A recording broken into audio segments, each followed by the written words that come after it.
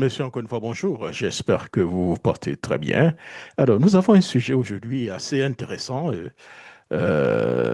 toujours intéressant même d'ailleurs, des sujets que nous mettons sur table. C'est donc une réponse aux graves et irresponsables propos donc, du ministre de la Communication, porte-parole du gouvernement, Amadou Coulibaly. Hein. Mais chaque fois que ce monsieur parle, j'ai vraiment la chair de poule, l'arrogance, l'irresponsabilité de ses propos, croyez-moi.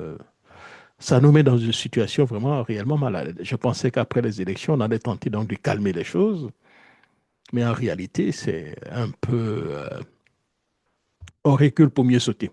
Voilà pourquoi j'ai parlé donc dans mon billet d'hier, quand je parlais donc de l'éventuelle rencontre entre le PPA, entre RDA devenu RHP et puis le PDCI et RDA que je ne croyais pas. Non, je ne peux pas croire qu'il y a donc des possibilités donc d'avoir une telle rencontre.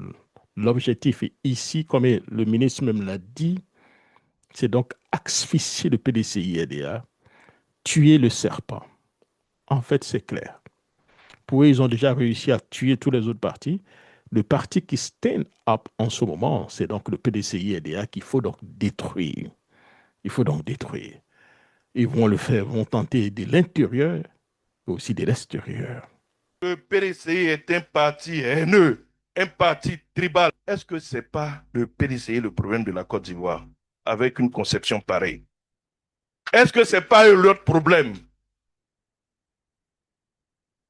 En 1990, comme des couards et des lâches, ils avaient tous abandonné le président Oufouette face à la contestation de rue. Si à la base de la déchirure de notre pays, il est dangereux pour notre stabilité, il est dangereux pour notre cohésion. Je voudrais ici vous dire merci et appeler tous les Ivoiriens, les vrais, ceux qui ont la paix en religion, à se joindre à nous, ceux qui croient au développement, à se joindre à nous. Tous ceux qui sont encore dans ce parti, ce vieux parti avec lequel nous parlons, et on est nombreux ici à leur parler, ce parti qui refuse de faire sa mue, nous vous tendons la main. Ceux qui n'ont pas su saisir l'opportunité du RHDP quand on le créait en 2005, nous vous tendons la main.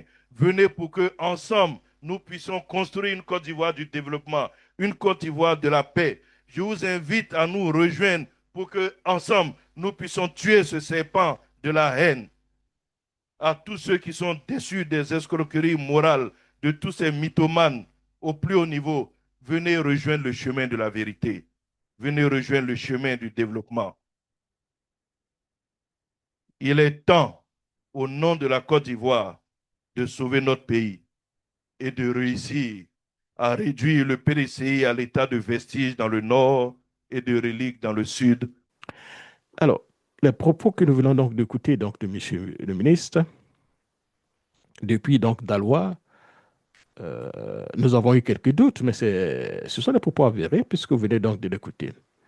Alors que nous sommes donc nous sommes plus, nous sommes dans ces conditions en écoutant ces propos, nous ne sommes plus donc dans un débat politique, mais donc une provocation, l'affabulation, une communication gouvernementale dangereuse et irresponsable.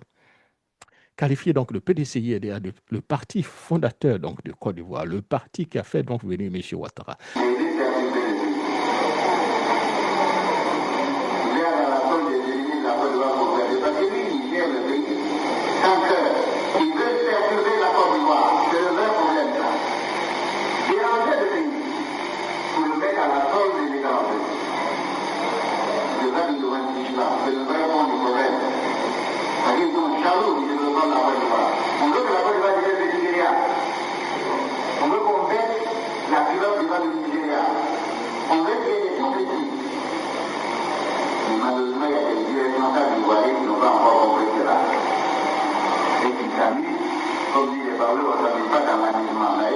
Le parti qui a fait de M. Ouattara Premier ministre, le parti qui a dit que M. Ouattara a gagné donc des élections, de parti haineux, tribal et dangereux pour la cohésion nationale, puis appelé donc ouvertement à les détruire, et bien donc à le réduire à l'état donc de vertige au nord et de relique au sud, ce n'est pas seulement excessif, C'est donc une incitation politique grave, indigne donc d'un ministre de la République. Ce qui est réel, donc le parti de la haine et de la rupture, cher ami, hein, c'est bien donc leur parti politique. L'histoire est têtue. Le parti qui a donc apporté son soutien politique et logistique à une rébellion armée, c'est bien donc le RDR qui est devenu RHTP. Le parti qui a légitimé donc les putschistes, c'est bien le RDR devenu donc RHTP. En 1990, c'était le retour au multipartisme. Oui. Je me suis trouvé là aussi, au Carrefour, et le président Houphouët-Boigny m'a envoyé à l'intérieur du pays pour prêcher à ses militants ce que c'est que le multipartisme et comment il fallait le gérer avec le vieux parti que nous avions, qui était le premier parti en Côte d'Ivoire.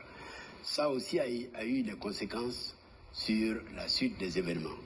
Et je m'en félicite. C'est d'ailleurs ce voyage à l'intérieur qui a fait que l'année suivante, en 1991, le président Houphouët-Boigny a organisé ici un congrès extraordinaire et m'a fait nommer secrétaire général de son parti.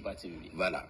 Donc, je suis la trajectoire et nous arrivons en 93, comme vous l'avez dit. Oui.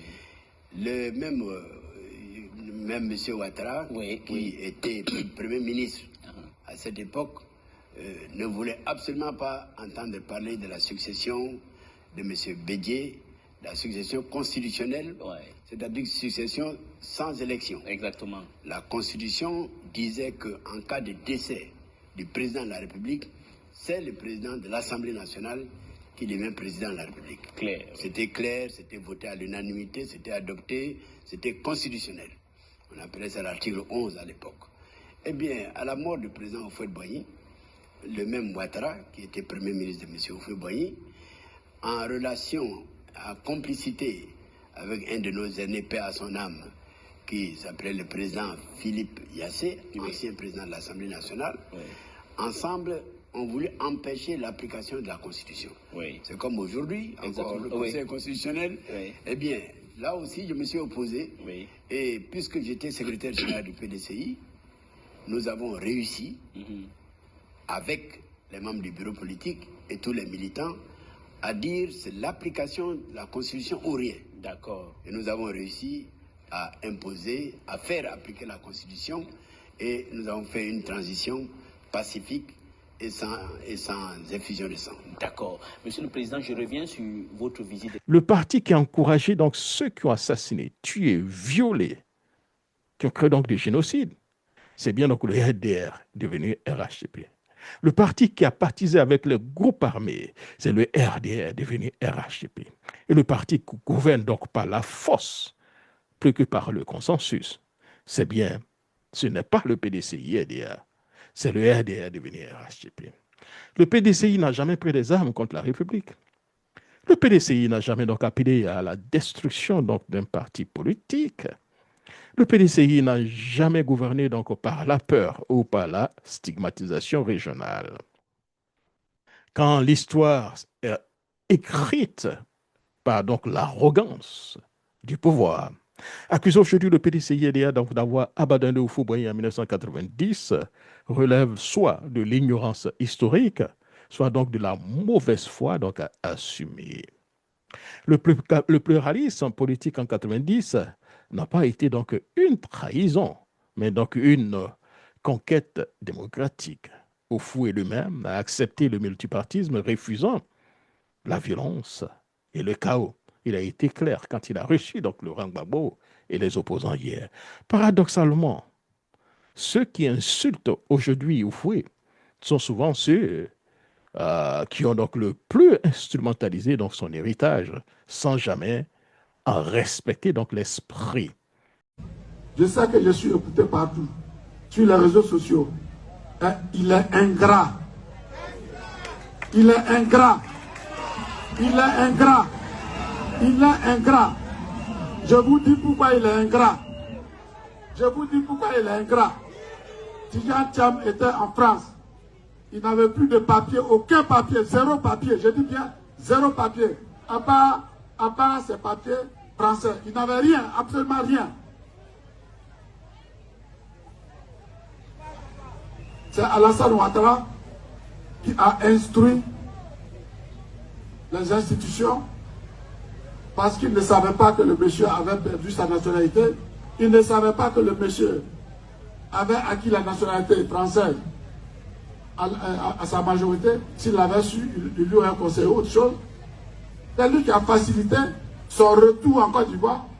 Comment c'est lui qui a facilité ton retour en Côte d'Ivoire, que tu allais remercier pour ce qu'il a fait, tu peux venir te mettre sur la place publique pour dire qu'il ne veut pas que tu sois candidat parce que, voilà, toi tu es le plus populaire.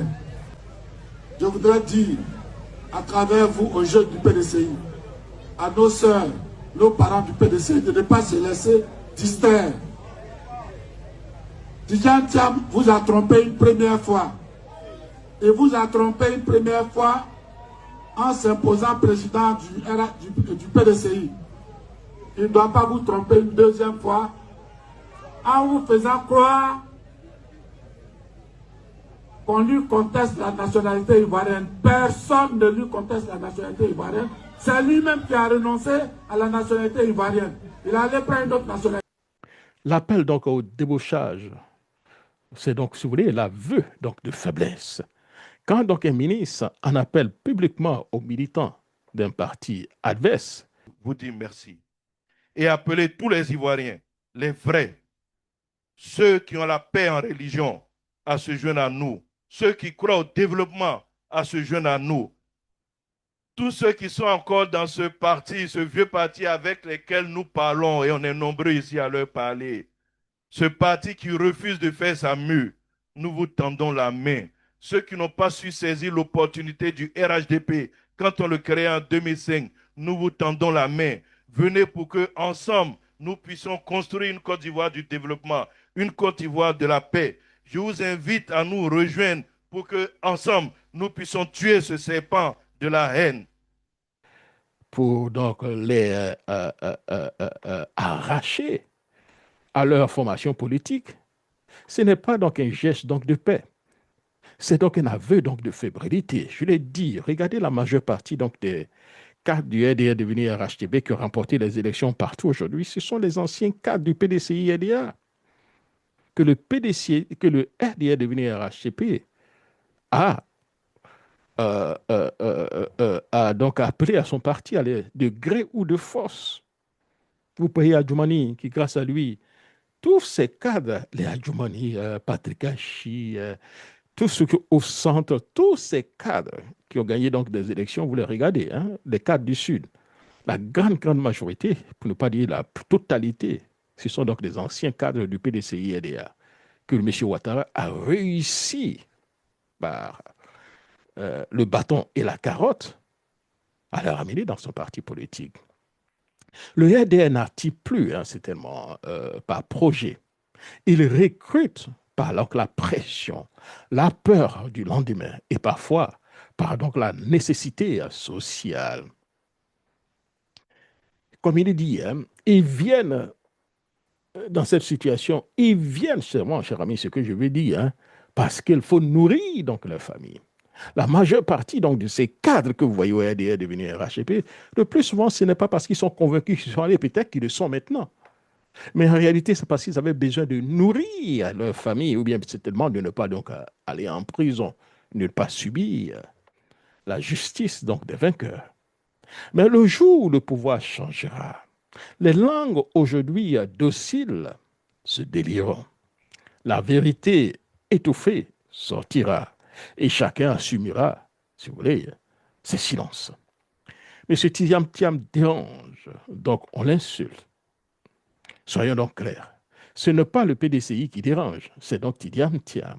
Son profil international, sa crédibilité économique, sa rupture avec donc le vieux réflexe clientéliste et sa capacité donc à rassembler au-delà donc des clivages traditionnels, tout ça font peur. Et surtout, le prix politique Bush-Thatcher que Tidjane Thiam a obtenu. Ce prix est destiné à des démocrates qui se battent contre les plus grands dictateurs comme Maduro. Et ça dérange. Le standing ovation que M. Tidjane Thiam a reçu par l'international des Républicains pendant près de 3 à 4 minutes en dit long. Et je le dis, M. Nana Akufo était donc à Abidjan avant donc l'investiture de M. Ouattara. Il a certainement rendu compte à M. Ouattara. Il sait réellement ce que le monde pense. Alors, on caricature dans cette situation, on diabolise donc Thiam. On parle donc du serpent, donc de la haine. Mais quand un ministre appelle symboliquement à tuer, même métaphoriquement, un parti politique ou un parti historique, c'est lui-même qui met en danger donc la paix par le PDCI-RDA. Chers amis, dans la situation politique où nous sommes aujourd'hui, la Côte d'Ivoire n'a pas donc besoin donc de ministres pyromanes déguisés en pompiers. Elle a besoin donc de responsabilité, de morale et le respect donc du pluralisme. Pour moi, chaque chose a une fin. Le pouvoir n'est pas donc éternel. Et l'histoire, elle, n'oublie jamais. Quand donc la question finale que beaucoup se posent en silence, lui là, il fume quoi même? Oui, en disant tout cela, il fume quoi? La question mérite donc d'être posée. Mais surtout, la République mérite mieux. Nous avons pensé qu'après, donc, si vous voulez, ce braquage électoral, on allait chercher donc à calmer le jeu. Mais aujourd'hui, le RDA est devenu RHP en le disant, ils se disent qu'ils sont donc en position de force. Ils ont réussi donc à recruter à l'intérieur donc du PDCI-RDA, à l'intérieur donc de l'opposition. Vous allez voir très bientôt avec la composition donc du nouveau gouvernement, vous comprendrez réellement que c'est un vaste complot qui a donc été donc orchestré, organisé pour non seulement exclure Tidjane Thiam, empêcher donc le PDCI-RDA donc de gagner donc des élections. C'était mon billet. Et comme on le dirait, shame on you, Amadou Coulibaly. Shame on you. Shame on you. Merci beaucoup et surtout portez-vous bien. Au revoir. Ce que je veux dire, et je vais vous le dire très fort, n'ayez pas peur.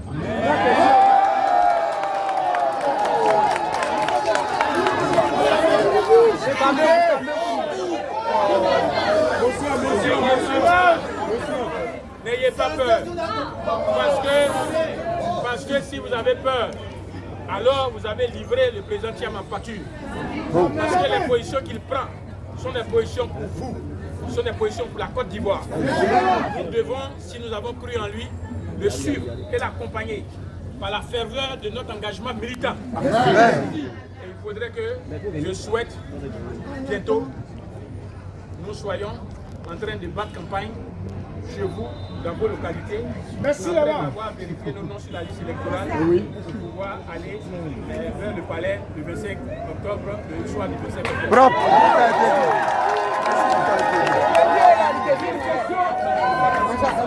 Merci beaucoup. Au revoir. Et bon retour chez vous.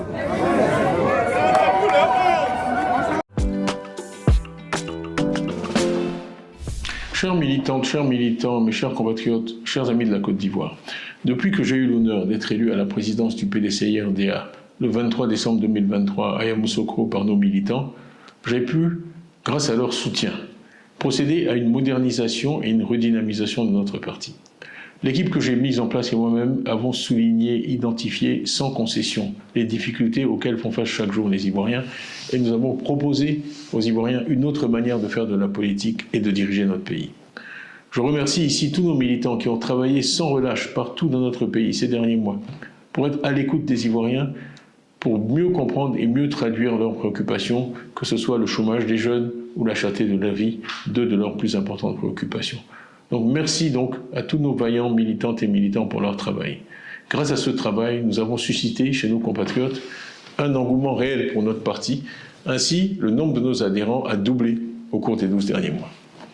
Malheureusement, ces avancées annonciatrices de notre prochain retour au pouvoir d'État ont déclenché des attaques répétées et injustifiées, avec la justice pour principal instrument. En effet, depuis plusieurs mois, le PDCI-RDA et moi-même sommes l'objet d'un harcèlement judiciaire inique et insidieux. orchestrée dans l'ombre, mais portée à visage découvert par des personnes manipulées, avec pour seul objectif de nous écarter de la vie publique et politique, de nous priver de nos droits fondamentaux de citoyens et de porter atteinte à ma dignité, allant jusqu'à me contester ce qui est le socle de toute existence humaine, ma nationalité. Toute ma vie a été pétrie aux valeurs ancestrales de ce pays où je suis né et où j'ai grandi. L'éducation que m'ont inculquée mes parents est fortement inspirée de la philosophie humaniste faite de paix, de respect de la personne humaine, de tolérance, de rejet de toute forme de violence que le père fondateur de la nation ivoirienne, Félix Houphouët-Boigny, nous a légué. Malheureusement, il semble que certains d'entre nous n'ont rien retenu de l'histoire récente et combien douloureuse de notre pays. Toutes ces manigances que nous voyons chaque jour visent à entraver la marche vers le pouvoir d'État du PDCI-RDA, qui m'a plébiscité d'abord comme président du parti en décembre 2023, et puis en avril 2025 comme son candidat à l'élection présidentielle d'octobre 2025. On veut m'écarter du débat démocratique, parce que je suis porteur de l'espoir qu'une autre Côte d'Ivoire est possible. Ma voix est une voix que nos adversaires veulent éliminer, non par le pouvoir de leurs idées, mais par la persécution et par l'instrumentalisation de la justice à des fins politiques et partisanes. Le but de ces manœuvres est simple, il est de nous distraire de l'essentiel, l'évaluation du bilan du RHDP après 15 ans au pouvoir et l'élection d'octobre 2025. Alors que l'on était en droit d'espérer des élections inclusives, transparentes et apaisées, force est de constater que la radiation injustifiée du candidat du PDCI-RDA vient s'inscrire dans la logique de l'élimination des leaders des principaux partis politiques de l'opposition pour se garantir des élections sur mesure et une victoire certaine. Je ne peux que ressentir de la déception face à un tel déni de démocratie en Côte d'Ivoire. Ainsi, on m'a refusé en avril 2025 un certificat de nationalité, au mépris de l'histoire, des textes et des traditions de notre pays. Plus grave, il se dessine une volonté claire de mettre notre parti, le PDCI-RDA, sous contrôle, sous tutelle, à un moment où l'espérance en un retour du PDCI-RDA au pouvoir, après 25 années d'opposition, est partagée par beaucoup d'Ivoiriens et par tous nos militants et tous nos sympathisants. Ce que nous défendons transcende nos personnes. Dans l'intérêt du parti, j'ai donc décidé de remettre entre vos mains, à vous les militants, mon mandat de président du parti. Cette décision ne change rien à l'engagement que j'ai pris en décembre 2023 de conduire personnellement notre parti à la victoire en octobre 2025 pour libérer notre pays de la peur et de l'injustice, et je le ferai. Je sais qu'après m'avoir élu en 2023, vous m'accorderez de nouveau votre confiance, sachant que les autorités ont récemment affirmé que j'étais, et je les cite, indubitablement ivoirien. Conformément à nos statuts, les organes compétents se chargeront de prendre dès aujourd'hui les décisions nécessaires dans l'intérêt supérieur du parti pour permettre au PDCI-RDA de poursuivre sa marche glorieuse et victorieuse. Chères militantes, chers militants, ne baissons pas la garde, ne nous résignons jamais, continuons le combat avec encore plus de détermination. Tous ensemble pour la victoire en octobre 2025, avec une foi inébranlable en notre avenir commun. Que Dieu vous bénisse, que Dieu bénisse le PDCI-RDA, que Dieu bénisse la Côte d'Ivoire. Je vous remercie pour votre attention. Alors rappelons que Henri Konan Bédié a été présidente de la Côte d'Ivoire de 1993 à 1999, l'année où il a été renversé par le coup d'état militaire du général Gueye. On lui a reproché d'avoir inventé le concept d'ivoirité qui a donné lieu à beaucoup de dérives xénophobes dans le pays et qui bloque d'ailleurs toujours la composition des listes électorales. L'ivoirité fait la différence entre les vrais Ivoiriens, entre guillemets, et les allogènes, c'est-à-dire en fait n'importe qui au patronyme à consonance musulmane et originaire du nord du pays ou des États voisins de la région, comme le Burkina Faso. Henri Konan Bédié se justifie. Je ne suis pas l'inventeur de l'ivoirité. En fait, qu'entend-on par ivoirité? Il s'agit là d'un concept touchant l'entité nationale et la culture du pays. Mais ce concept a été galvaudé, a été dévoyé, utilisé pour des fins politiques par certaines personnes, mais le problème de l'identité nationale se pose dans tous les pays du monde. Il faut à un pays une identité nationale. Ceci étant, la Côte d'Ivoire est un pays des plus ouverts au monde. 26% de la population, c'est des étrangers. Imaginez ce pourcentage appliqué à votre pays, l'Allemagne, vous verrez un peu ce que cela donnerait comme attitude ou comportement ou réaction de la part des Allemands. Ma réponse à un autre ancien cadre du PDCI-RDA qui a rejoint le RDR, devenu RHTP. Cher à M. Adjoumani, je note avec tristesse que vous avez longtemps rejoint le RDR devenu RHTP, un parti que vous combattiez autrefois et que vous vous transformez aujourd'hui en mouton donc de sacrifice pour attaquer un cadre aussi émérite comme M. Thiam. Attaquer M. Thiam, c'est tout à fait normal. Ça fait partie donc de la politique. Mais cependant, le fait que ce soit des anciens cadres du PDCI-RDA, que le RDR utilise... Je rappelle de leurs troupes. Et pendant près d'une semaine ou 5 jours, ils ont fait la publicité. Mais aujourd'hui, là, nous, on est plus nombreux que dans cette salle. Ça veut dire qu'au PDCI, là, la ruée vers le RHDP est très importante. Et de plus en plus, nous, on n'a pas peur d'aller à ces élections.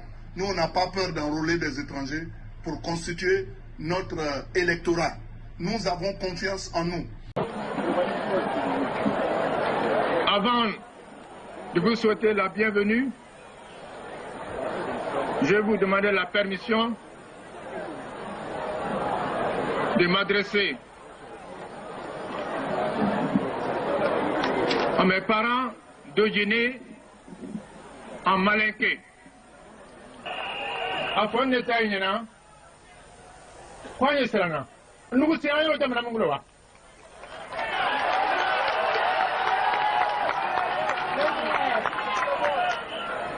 Nous vous permettez de Tamramangloa, Amasane. Damran Nani Mourpani Mouglé. Nous te serons en Dalombi Andalosi. Amoni PDC Yama, on a beaucoup de points.